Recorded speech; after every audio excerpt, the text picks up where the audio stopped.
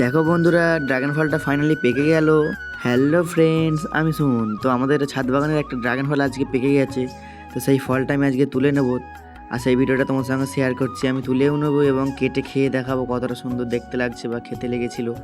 তো দেখো, ফলটা প্রথমে আমি এসে দেখছি যে এখানটায় মানে এতটাই পেকে গেছে, ওখানটা ফেটে গিয়েছিল। তারপরে এবার আমি ফলটা তুলে নিচ্ছিলাম, আর আমি একা ক্যামেরা করি বলে ক্যামেরাটা এক জায়গায় বসিয়ে দিয়ে ফলটা আমি তুলে নিচ্ছিলাম। আর তারপরে দেখো, তোমাদের সঙ্গে কথা বলতে বলতে ফলটা আমার ফাইনালি তোলাও হয়ে গেল। ফলটা নিয়ে সোজা বাড়ি চলে যাব, বাড়িতে গিয়ে কেটে ধুয়ে দেখাবো।